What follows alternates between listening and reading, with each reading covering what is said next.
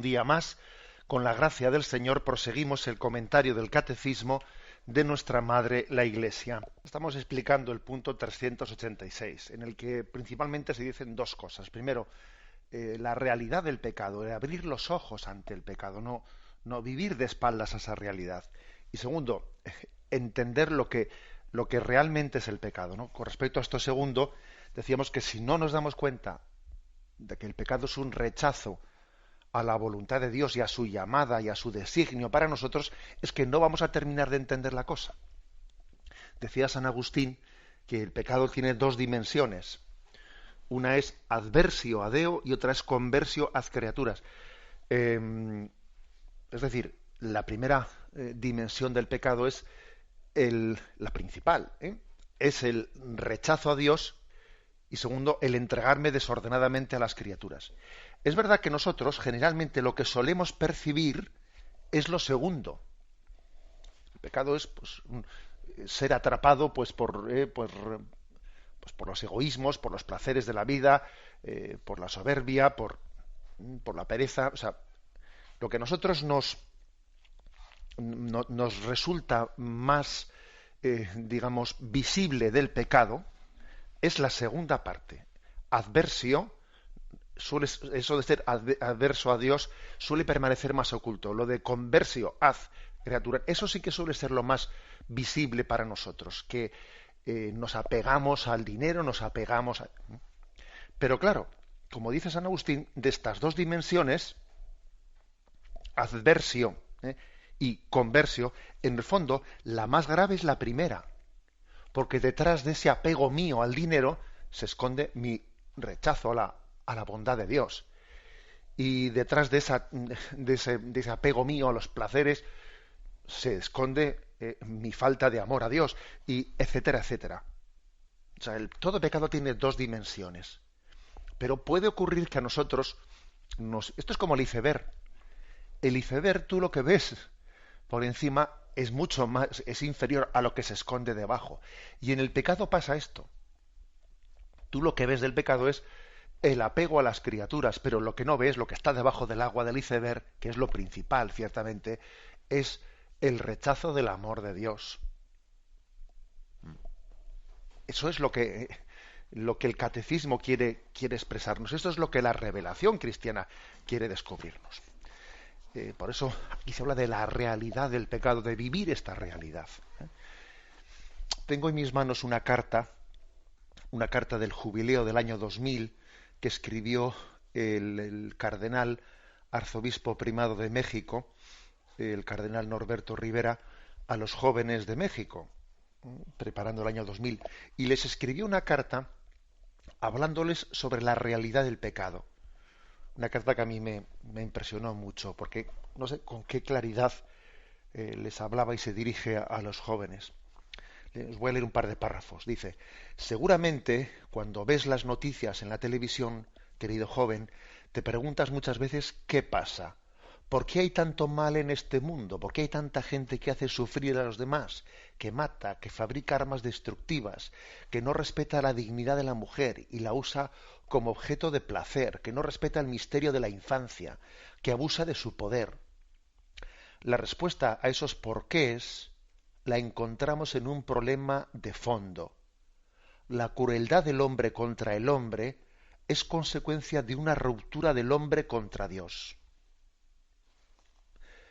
El pecado no es un problema más de la humanidad, sino el problema, el verdadero problema de fondo que altera el plan de Dios para el hombre, que tiene un proyecto de felicidad para él. Me parece impresionante estas palabras del cardenal de Ciudad México. El pecado no es un problema más, es el problema. Es que esto es importantísimo entenderlo. Y la raíz de ese pecado es la rebelión del hombre ante Dios, exclusión de Dios, ruptura con Dios, desobediencia a Dios. A lo largo de toda la historia humana, esto ha sido y es, bajo diversas formas, el pecado que puede llegar hasta la negación de Dios. Es el fenómeno que hace daño y destruye al hombre. Ofende a Dios lo que destruye al hombre. Y el pecado es la ofensa de Dios. Las dos cosas hay que afirmar. Bueno, pues este cardenal de la Iglesia Católica está hablando a los jóvenes pues con una clarividencia y con una claridad transparente, ¿no? Y les dice, el pecado es una traición a Dios, no es otra cosa. Una traición a quien ha muerto y se ha entregado por nosotros. Esta es la verdadera dimensión del pecado, dice el cardenal Norberto. Me parece que es importantísimo tener esta clarividencia. Bien, siguiendo adelante, en el punto 387, dice lo siguiente, leo la primera expresión. La realidad del pecado, y más particularmente del pecado de los orígenes, sólo se esclarece a la luz de la revelación divina. Permitidme pues un pequeño excursus, como se dice, ¿no?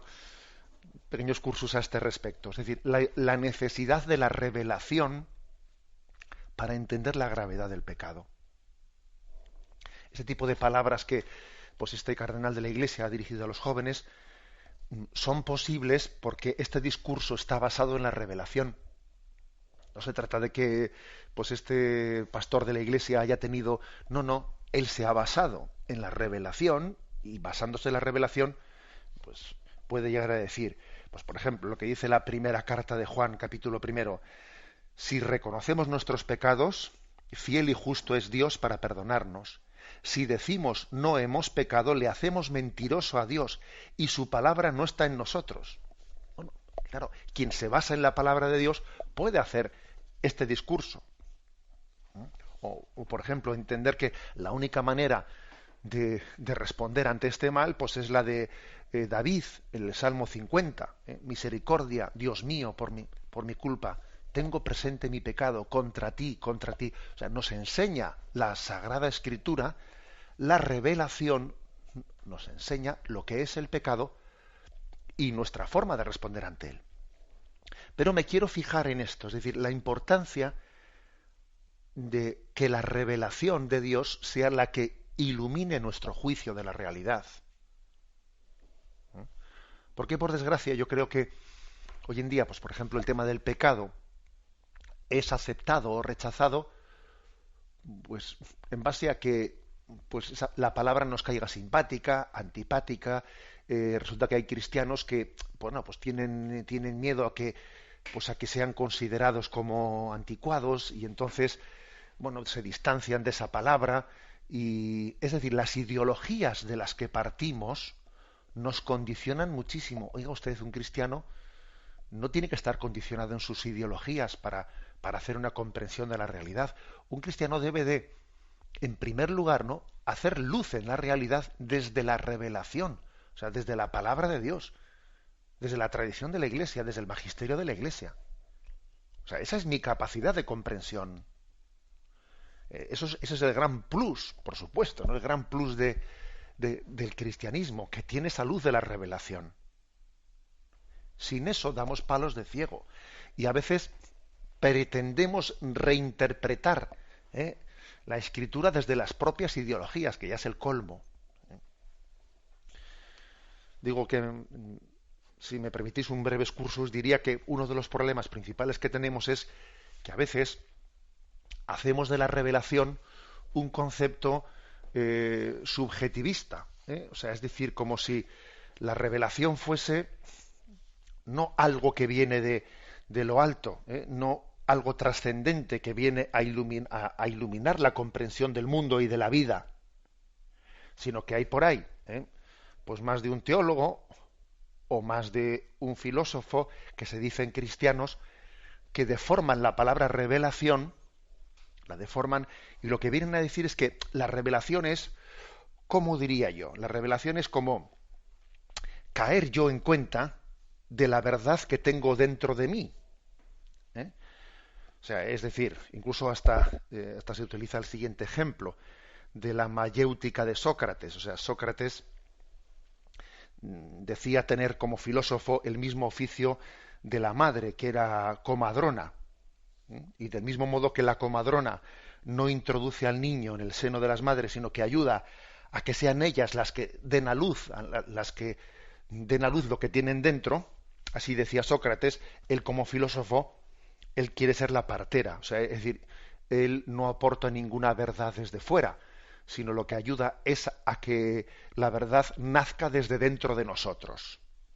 Claro, si alguien pretende que esto que decía Sócrates, como lo hay, quien lo pretende, si alguien pretende que esta sea la explicación de la revelación, al final la revelación no es una luz que viene de Dios para iluminarme las cosas, sino que es una especie de convencimiento subjetivo que yo, en mi interior, estoy siendo una especie de filósofo, que yo intento entender las cosas, o sea, Dios no me habla a mí, sino que en todo caso, en mi voz, tengo que presuponer que es Dios el que está hablando.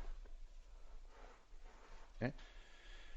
Bueno, este pequeño excursus que estoy haciendo lo hago porque es que hoy en día creo que uno de los males principales que tenemos es el subjetivismo, que la propia revelación, pues hay quienes quieren explicarla como en vez de que Dios nos ha hablado, se ha dirigido a nosotros a través de la revelación, a través de la escritura, y por ejemplo pues en la Sagrada Escritura nos habla del origen del pecado, etcétera.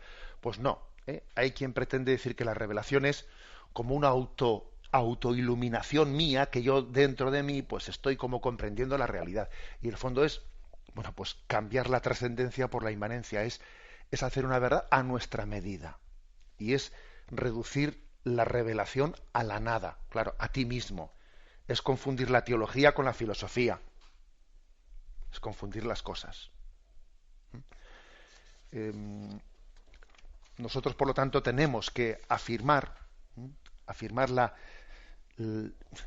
la objetividad de la revelación. Podemos conocer lo que es el drama del mal en el mundo y del sufrimiento del mundo porque Dios nos revela lo que es el pecado y las consecuencias que tiene la rebelión contra la voluntad de Dios. La bendición de Dios Todopoderoso, Padre, Hijo y Espíritu Santo, descienda sobre vosotros.